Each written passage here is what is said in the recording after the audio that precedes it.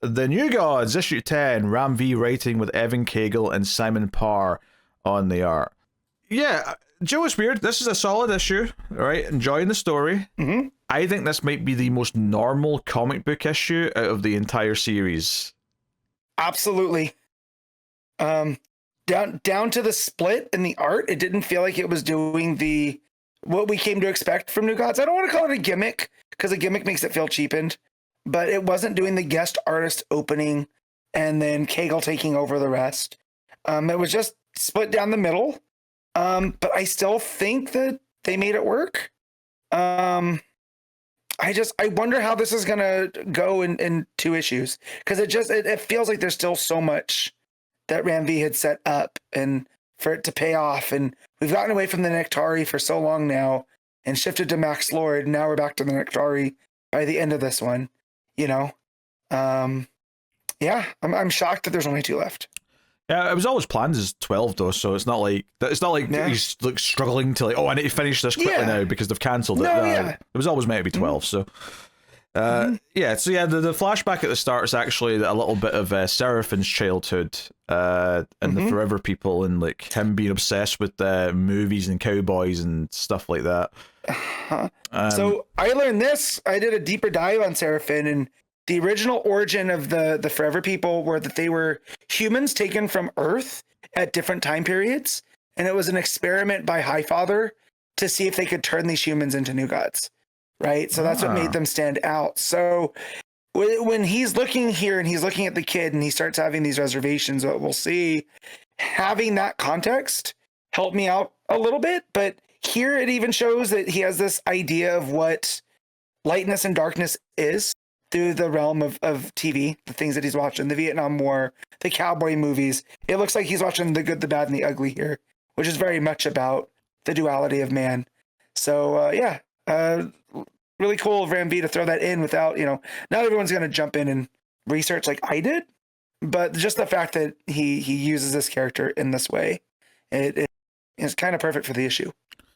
Yeah, it kind of emphasizes that everyone just keeps saying, oh, he's only Seraphin, he's harmless. So that's kind of the attitude that the others have about him.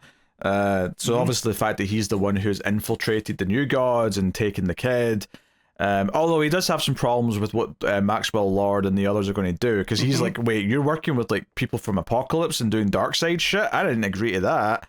So that we get a little bit of a conflict there between them. However, Desaad like uses his powers to break his finger, which is just a fun little visual of like him pointing and his finger just kind of cracks in the middle. But it's the most common or normal sort of generic style comic issue, and that's not. I don't say that as a, like a knock against it per se. It's just dig, yeah. It's just that there's kind of this otherworldly like epicness to a lot of these issues and how they've opened and how big they feel. Whereas this one, it felt like, we get past the little intro of Seraphin's backstory, and it felt like a really normal, like, the different groups of characters talking about what's going on, and here's what the plan is, and what to do. So it just felt a lot more normal, right? So it's not that it's not fun. It's not, like Barda and Orion and Wonder Woman going off to investigate this Maxwell Lord facility where they might be, and then running into the Furies and having a fight. That's all perfectly fine, but it's very normal comic book stuff as opposed to the bigger, larger than life kind of feeling that a lot of these issues have had. And that's all good.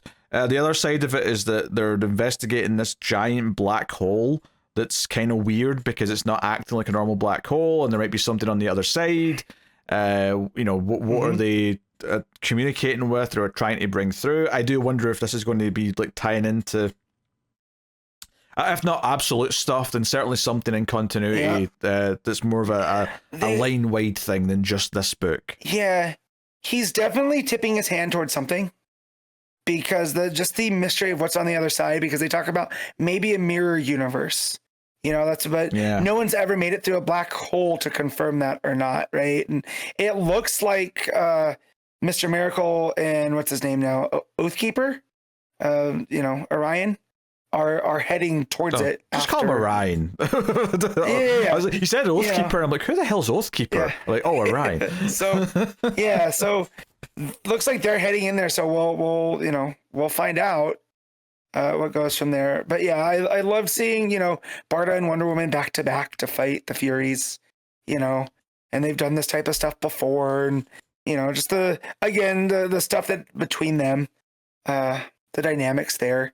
Like you said, it's more of a traditional superhero stuff. So I do feel like if that was the intent from Ram V with this issue, with how we're introduced to Seraphim and the whole concept of good and evil, right? And Seraphim's doing this because you'd assume what happened with him in his past is let the kid kind of decide, because once he realizes that Darkseid might be involved, he definitely changes it, So he's not even part of that good evil spectrum. He was looking out for himself there. So maybe again, that's what Ram V is going for with this more traditional superhero kind of storytelling versus that big epic scope that we've gotten with the New Gods. And I will say too, I think we talked on the last one, this is the same artist from the last issue. What's his name? Would you say it was? Evan Cagle's been in most of the issues, if not all of them. But isn't CAGLE the up front? Wasn't he the Seraphim story? I mean, he may be in this one, but he's been like the one that's been there every issue. But I think I'm talking about the one that's the guest one, the one that's doing the Max Lord stuff. Because CAGLE's definitely the Seraphim part of the story. Simon PARR's the other artist on this issue. Yes, thank you. I was looking for the name and I couldn't scroll fast enough back up. But I would still say his art's still not to my taste. Like, it's not bad by any means, but like some of the faces, like, Max Lord and Seraphim, I feel like they have these big, huge, strong jaws, right? And it almost gives them a caricature kind of vibe. And then you look at Desaad where it fits just a little bit more because he's super creepy. But yeah, that would be my main takeaway from the art, is it's just kind of not my taste, but it's not bad. So I just kind of wish it was more CAGLE. But yeah, that's fair. I think this was a solid enough, but it very much felt like a setup issue that is a lot more typical superhero-y stuff than it normally is, which isn't necessarily a bad thing, but it's not necessarily what I was expecting, because I usually sit down and this is kind of like making me think a little bit more, I guess, than what this issue did.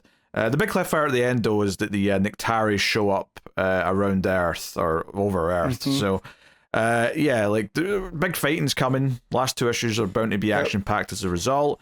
And I don't know if they were trying to say that the ship with the kid and like the Desaad and Maxwell Lord on it, I don't know if they were trying to say that actually went into the black hole, or it just they just sort of went, that's where they teleported to. I'm not through the boom tube, but I'd be curious to see if they did go through there, and if so, like, are we going to see them again, kind of thing. You feel like these characters still going to try and get the kid back, since that's the main goal right now, but we'll see. Well, and the fact it's the brothers, right? It's Orion and it's Mr. Miracle, and what what their childhoods were like, right? Where they were swapped and whatever. So them going back to save, Kamal, this kid, too. I like that thread as well, that I feel like they're going to do whatever it takes to get that kid back. For sure. So, just again, Ram V, one of our top writers out there, spinning these stories. And this is the most I've ever been invested in the New Gods.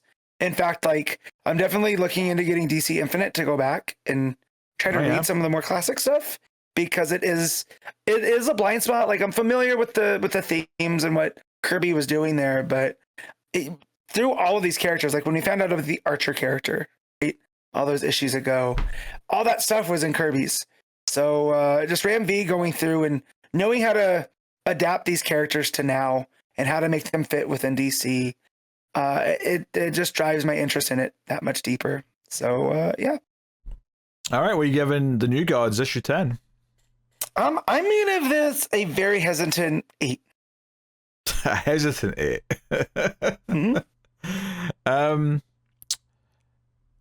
Yeah.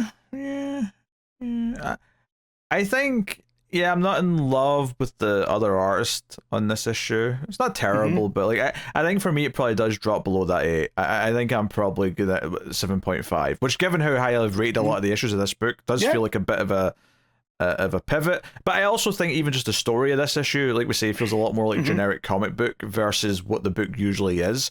And I kind of get why to just set things up, maybe it needed an issue like this, but it does make it inherently less spectacular or exciting than what has come before. So 7.5.